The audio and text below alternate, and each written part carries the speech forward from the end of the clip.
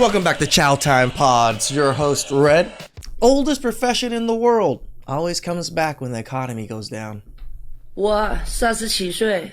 I'm 37 years old. Life has been hard, and I have no other choice. My child is sick, and my child needs to eat. My child isn't in daycare, so I have to stay home to take care of them. I can't leave the house to work. My child doesn't have a father, and I don't have any family. So I take clients. Call me. Whether you're just looking for someone to sleep with, or you just want to help me out and give me some money, I'll accept. Call me. Yeah, it's to this level now, guys. Winter is here. What the Godfather always say. I guess it's a little bit colder in China right now. This is the so-called prosperity under the Chinese Communist Party's propaganda. A single mother, forced by life's hardships, has cast aside her pride and dignity and taken the road of openly selling her I don't know if this is China's fault, in a sense. body. Her confused eyes show nothing but despair and helplessness. What has she done wrong other than trying to survive? This isn't just her tragedy. It reflects the harsh reality of survival for those at the bottom of Chinese society. This scene comes from a narrow alley in Hunan. On the filthy, cramped street, women stand on the roadside, looking hopefully at passersby, wishing for a customer. It's said that with so many unemployed people entering this line of work, combined with the economic downturn, the industry has become so competitive that prices have dropped to just 70 yuan, about $10. Yeah, that's what Destro's been saying. The more the market floods, the cheaper things are. Over here, it's $40. 70 yuan, I think that's like only a few bucks. This may be why this single mother resorted to advertising herself openly on social media.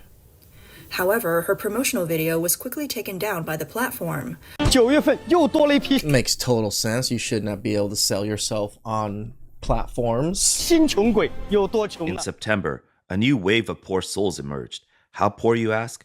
Well, they pay their kids' school fees, but have no money left for food. They can't even afford a stuffed bun anymore. They used to want a drink after work, but now they just want to sit with someone and drink. They used to buy 3 rolls of toilet paper at a time, but now they can only afford 1. Even beggars on the street now flaunt their wealth in front of them. Yes, I'm one of those new... Damn! That's a fucking saying right there. Even beggars on the streets are flaunting their wealth in front of them.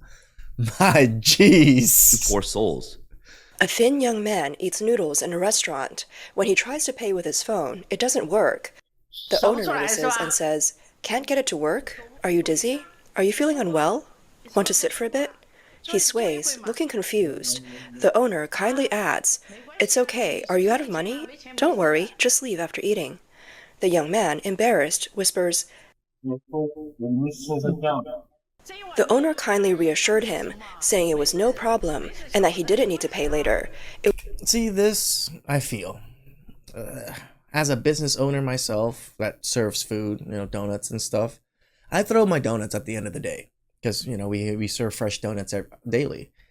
When certain people come, there's some people that come in at the end of the day, I just give them free donuts. Life is hard. Life is hard for a lot of people. Not that I want to just give away things and not everybody deserves things, but I think people can use a hand. People can use some food, here and there. I got a heart, as cold and as dead as it is, it still feels. It was just a bowl of noodles, not a big deal. The young man, his voice trembling, muttered thank you and stumbled out of the noodle shop. A family of 4 smiled happily at the camera, each saying, "I'm unemployed at home now, so I can take the kids to school every day. I'm unemployed, so I can cook for the kids every day. Dad's at home, so I'm not scared to sleep at night. Every day after school, I can see my mom and dad, and we're so happy." I think this is gonna be us soon. The economy, the way inflation's happening, the way people are getting laid off. I don't think we're too far away. Some netizens commented, wondering if this was a comedy or a tragedy. They hoped the family had a good mindset, though some felt it was a bit strange and hoped the parents would find jobs soon.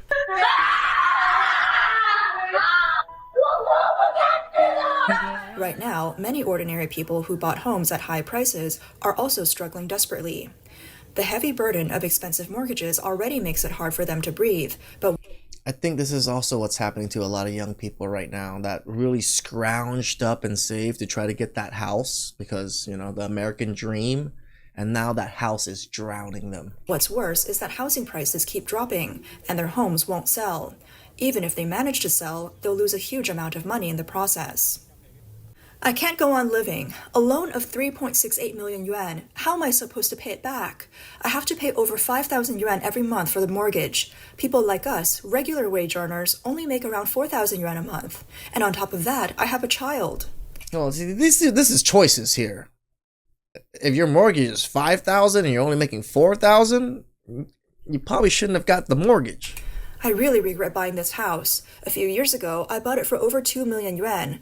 Right now, I couldn't help but check, and homes in the same complex are selling for 1.3 million yuan, and no one's even buying them.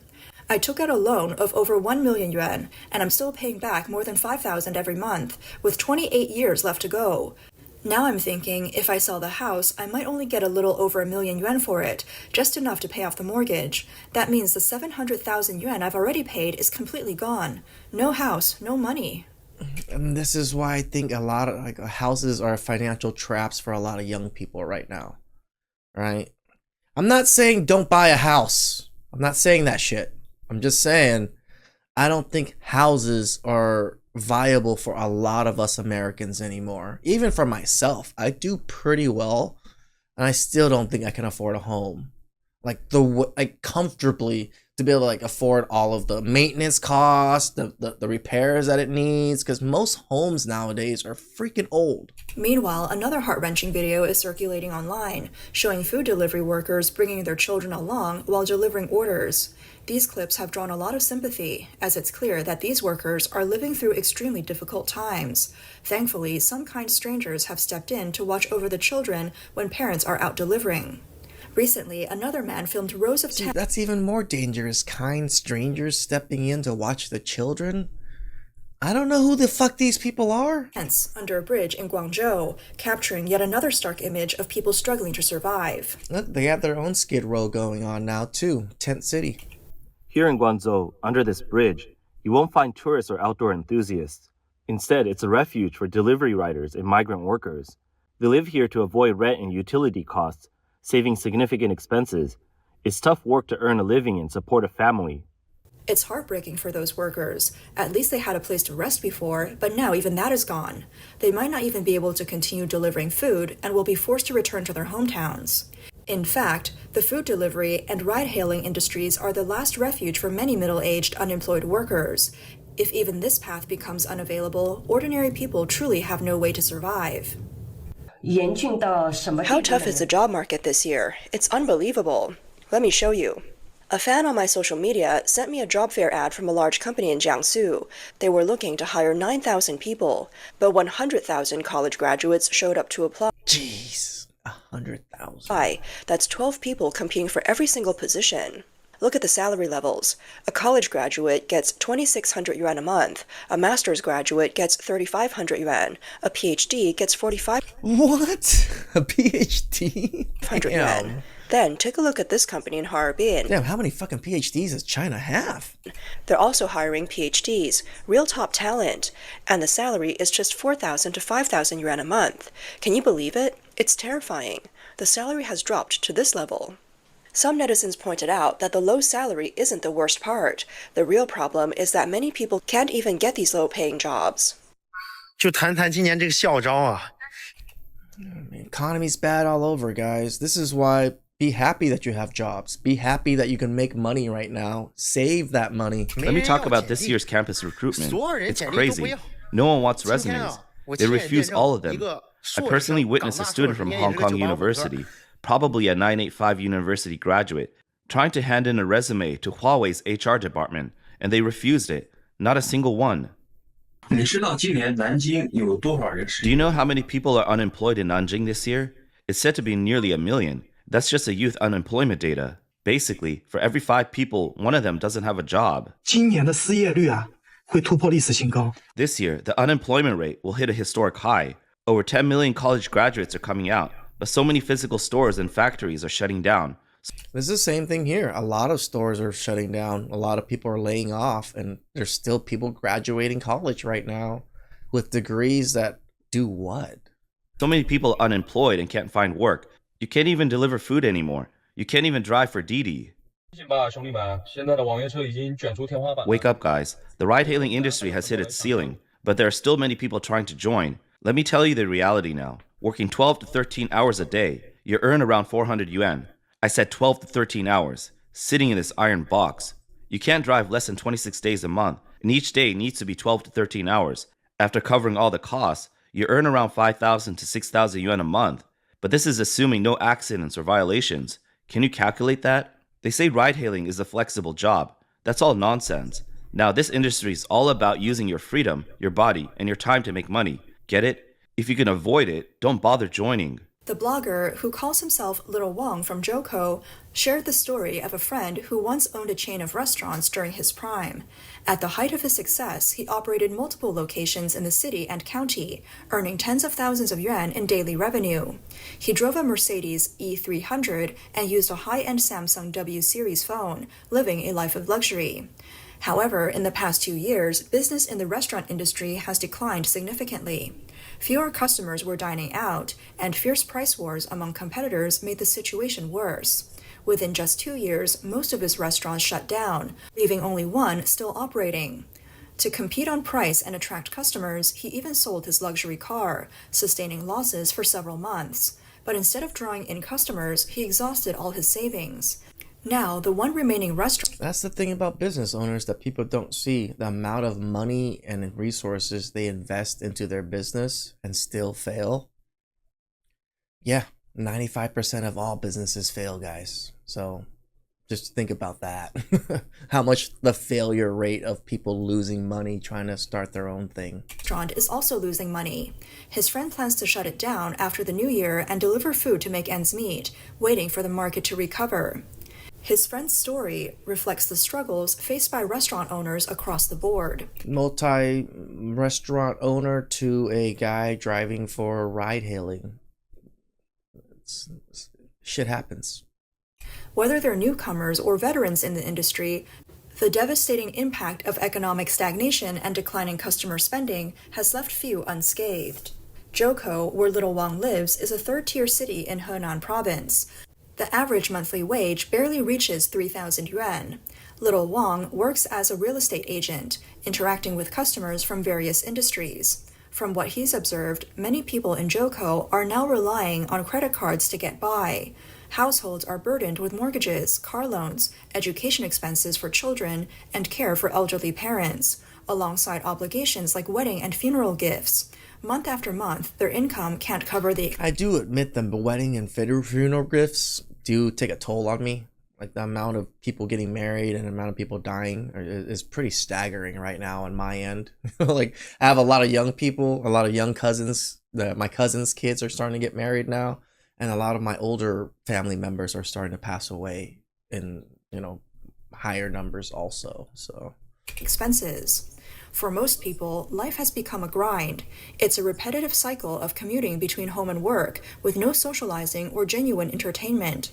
Having a stable job is considered a blessing. See, this is why when people say, oh, the US suck, our economies suck, our country sucks, the government sucks, we're still probably one of the better countries out there, guys. Still one of the best out there. So employees tread carefully, fearing even a minor mistake could lead to being laid off.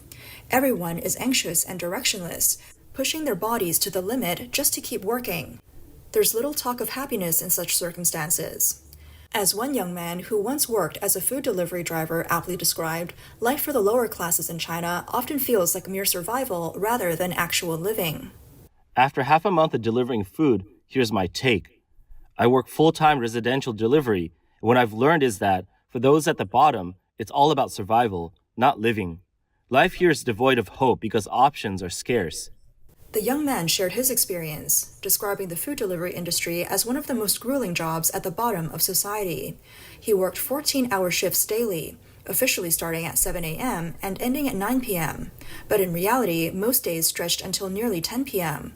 By the time he cleaned up and went to bed, it was close to midnight, and he had to get up again at 6 a.m. Breakfast was eaten in brief intervals while waiting for orders, and he barely finished his meal before rushing off to deliver. Lunch came as late as 3 p.m., eaten hastily to avoid interrupting delivery schedules. Even mealtime was tightly managed, with drivers taking turns eating so orders could still go out without delay. The work was not only physically exhausting, but also fraught with danger. Although he considered himself a rule-abiding person, the strict delivery time limits forced him to speed, run red lights, and ride against traffic. In just 2 weeks, he ran 5 red lights and encountered countless instances of riding in the wrong lane. He witnessed 4 electric scooter incidents, including one where he himself crashed into a guardrail on his very first day. Many delivery drivers juggle riding their scooters while constantly looking at their phones to accept or grab new orders, adding to the risks. Beyond the dangers, the long hours in a single position often lead to chronic health issues such as bone spurs, back pain. And they're actually a little bit smarter. They're doing food deliveries with these little Vespas and stuff. People are doing food deliveries here in the United States in normal cars that are draining way more gas and resources. And arthritis, ailments that seem to be endemic among delivery drivers. What he found hardest to endure, however, wasn't the physical toll, but the profound sense of hopelessness. He described feeling like he could see the end of his life's path from the very start, an endless cycle of repetitive tasks with no variation or growth. The monotony was crushing, a daily grind that left no room for dreams or aspirations. Yet for many, there's no way out. Their only choice is to quit. But even then, they face the same grim reality in other low-tier jobs. This isn't just the plight of delivery workers, it's the shared experience of all those at the bottom of society. Those in bottom-tier jobs are at society's base, providing essential services but receiving little kindness. Society is cold and indifferent to them. Since becoming This is very true. a delivery rider, terms like happiness index strike me as ridiculous. Glorifying the struggles of the underprivileged as inspirational tales is disgraceful. In this line of work, there's no living, just a bare, cold survival. This food delivery worker's video resonated with countless individuals, especially those still struggling in the same line of work. Under the rule of the Chinese Communist Party, individuals are bound and swept along by a vast and unyielding machine, leaving no room for autonomy or choice. In the past, when the economy was thriving, life for many was at least tolerable. However, in today's climate and the foreseeable future, survival has become the primary focus for countless people at the bottom of the social ladder. For them, a better life has become an unattainable dream, overshadowed by the struggle to simply get by. This sobering reality underscores the systemic challenges faced by those whose labor sustains the society, but who are often left with no means to secure their own dignity and well-being. Another woman said, "When I tell people my monthly salary is only 1,000 yuan, they don't believe me. They think I'm exaggerating." She says, "I live in a very small county in Shanxi. This is the reality here. A kindergarten teacher makes 800 yuan a month during the internship, and after becoming permanent, it's a bit over 1,000 yuan. Only experienced teachers, those who've been working for years, can make 1,800 to 1,900 yuan, and the highest is just a little over 2,000 yuan. My aunt works at a supermarket, doing cashier and stock duties. She works half days, earning 7 yuan an hour, and in a month, she makes 700 or 800 yuan. I asked about a full-time job, 8 hours a day. That earns 1,400 yuan a month. This is the wage level in our small county. Jobs paying 1,000 yuan a month are everywhere, and there are plenty of them." On this channel, we've been discussing how China is facing deflation, but for low-income groups in some areas, the rising prices are becoming unbearable. That's interesting. So that they have deflation going on, but it's definitely a lot of inflation in like the small rural areas. For us, the small rural areas are actually like cheaper than the big cities. A housewife just returned from grocery shopping and immediately started a live stream to vent. 这个我真的需要吐槽一下，我今天去买菜，我真的是 I really need to complain. I went shopping today and the prices are just crazy. I got about 250 grams of meat for 6.6 yuan. Then a potato cost 1.5 yuan and 4 eggs also cost 1.5 yuan. But here's the real kicker. 5 spinach stalks, just 5, also cost 1.5 yuan, 30 cents per stalk. A small piece of ginger cost me 1 yuan. 3 tomatoes cost over 2 yuan, and this tiny bunch of cilantro was 1 yuan. This is insane. 6 chili peppers cost over 2 yuan, and even 2 tiny cucumbers cost over 2 yuan. I used to buy a big bag of veggies for 20 yuan, but now I can only get this little bit. Can the prices please stop rising? This is getting out of hand. I can't even afford to eat anymore. No, same thing is happening here. Most of our grocery bills are $100, and you only got like 5 items. I used to joke Back in the day when I was a kid, $100, that was like almost two full carts. about not being able to live, but now I really feel like it's true. Help! Some netizens commented while prices are indeed high, if she lived in a first or second tier cities, the prices wouldn't seem that unreasonable. The real issue is that her income has dropped so much, making it hard to bear. Of course, if you're in a small county where the average salary is only 1,000 yuan a month, then yes, it would definitely be hard to live. A netizen from Nanjing also complained about the outrageous prices. 出去逛个街，买不起黄金，买不起衣服也就算了，居然连饭都感觉 It used to be that when I went shopping, I couldn't afford jewelry or clothes, but now I can't even afford to eat. Yesterday, I took my kid to Nanjing Shopping Street. I thought I'd have a meal, but the braised pork rice cost 49 yuan, the cheapest sausage clay pot rice was 39 yuan, and the egg clay pot rice was 38 yuan. My kid didn't want to eat, so that saved me some money. Then he took me to a bakery, and a small cake cost 22 yuan. He kept pointing at it, and I realized it would take 70 or 80 yuan to leave the store. So fine, I bought one, but I didn't even eat it. Now, I won't be fooled by anyone who tells me to eat and drink as I like. Strangely, I wasn't as hungry after that. We went downstairs and got some salted duck for 20 yuan. The three of us ate until we were half full. Do you think this price is high, or is it just me being poor? No wonder people say money doesn't go far anymore. Now I don't even dare to go to the fruit store. The other day, I bought 6 apples and a bunch of bananas for 74 yuan. Jeez. When I ate them, I didn't even dare to peel them. I won't say anything more. It's definitely because I'm not trying hard enough. Some netizens have pointed out that what's happening now is even worse than deflation. After a large number of physical stores closed, the city's commerce environment was completely destroyed. Taking Nanjing as an example, the few remaining stores can't boost sales, and they still have to maintain high rents and other costs. To survive, they have to raise prices. When they occasionally get customers, they squeeze as much as they can, which only creates a vicious cycle that makes it even harder for physical stores to stay afloat. But even more stores are shutting down, including long-established ones. At the end of August, a Yunnan restaurant in Beijing, which had been operating for 23 years, posted a notice saying that its lease had expired and it would officially close on September 15th. The restaurant, founded in 2002 in the trendy Sanlitun area, pioneered the fashionable Yunnan cuisine niche. From the start, it attracted office workers and young, fashionable crowds. It became one of the early internet-famous restaurants. As soon as the news of its closure came out, many regular customers expressed their sadness on social media. They said, "So unfortunate, the best Yunnan restaurant in Beijing, with its unique copper pot rice." But some customers also said, Damn, "I that's used to good. go often when I was younger, and it was amazing back then. But recently, I've been disappointed. The dishes haven't changed or improved." Similarly, Shandong's well-known restaurant group, Shunhe Group, which also has a 23-year history, has removed their sign on September 22nd.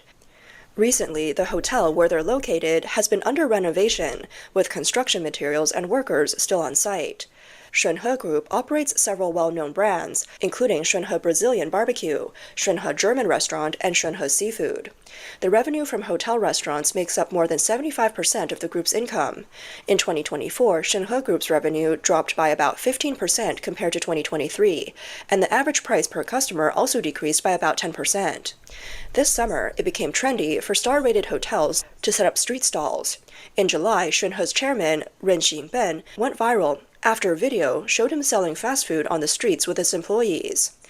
In the video, Ren and his staff served food at the stall with a price of 12.7 yuan per meal. It's clear now that it's very hard for Shunhe to keep going. Even Michelin-starred restaurants haven't been spared during this closure wave. On September 15th, the Hong Kong-based Michelin 3-star restaurant Fu Lin announced that its only branch in Beijing would close on October 3,000 something US dollars? My jeez. But a 3 Michelin star restaurant? I've never been privy to one. I've only been to a one Michelin star restaurant. October 15th due to strategic adjustments. Fulin was founded in 1974 in Hong Kong and has held Michelin 3 stars for many years. Damn. Its Beijing branch, which opened in 2022, served high-end dishes such as bird's nest and abalone, with an average price of 466 yuan per person.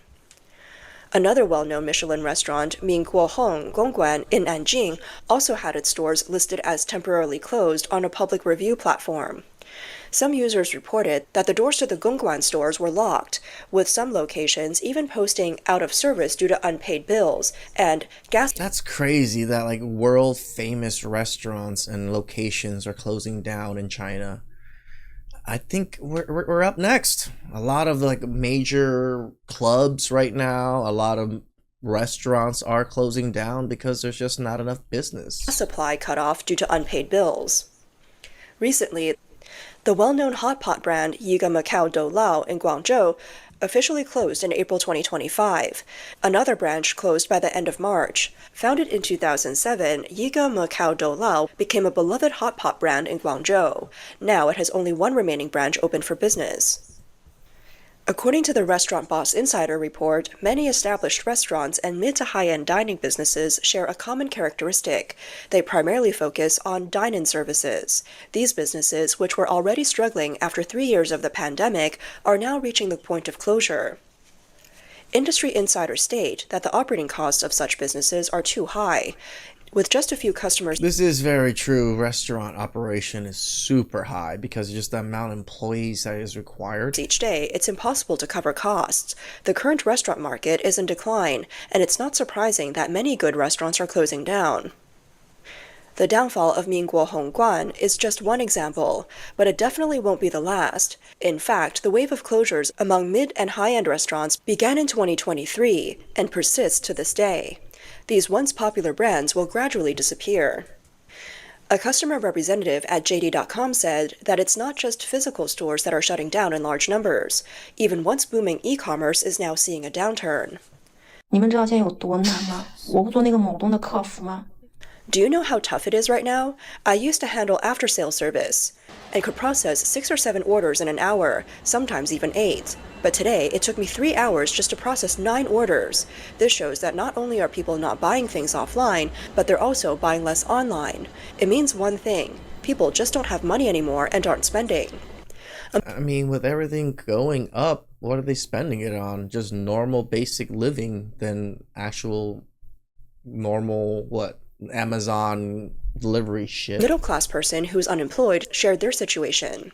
今年40岁，小孩4岁，失业后，我们把日常开销从I'm 1万 40 years 降到 old, 3000。 and my child is 4. After losing my job, we've cut our monthly expenses from 15,000 yuan to 3,000.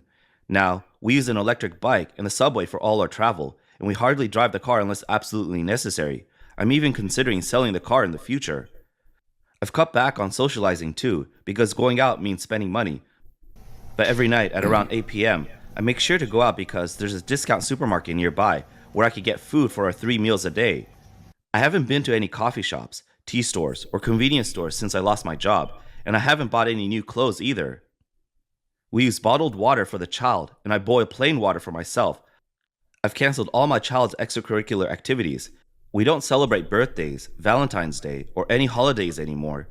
For my child's birthday, I just see how much the stark difference is between the US and China. Like how much they're willing to sacrifice to make things work.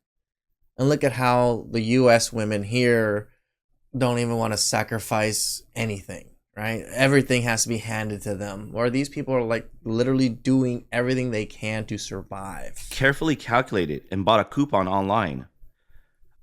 I've canceled all my memberships on my phone and sold off some gaming consoles, a spare laptop, and a spare phone on a secondhand platform. All travel plans, whether overseas or within China, have been canceled. During the summer, I avoid using the air conditioning unless absolutely necessary. See this? And then women in the US, I have to have my 2 vacations. I have to do these things or else I just can't live. I'm not happy. No, you have to sacrifice to survive, then sacrifice. If I can't stand the heat, I'll turn on the air conditioning in just one room.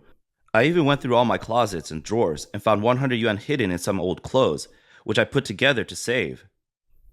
At first, I couldn't get used to it, but slowly, I lost the desire to spend. Now, I'm just trying to save as much as I can.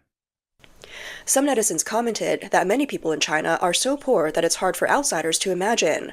The difference in living standards between regions in China is huge, and the gap between the rich and poor is staggering. So when ordinary people complain about their difficult lives, some people online will start showing off their wealth, trying to prove that China is still strong. However, the truly frightening thing is that many Chinese people believe this economic crisis is temporary. They think that as long as they hold on for another year or so, it'll pass. Only a few people... Is this man carrying a whole ice cream freezer on his back? People with clear eyes are saying that this catastrophe has only begun. Yeah, they'll always think the grass is greener on the other side, guys. It's always greener where you water it, where you take care of your lawn. And take care of your country, take care of your own people, you and yours, protect you and yours.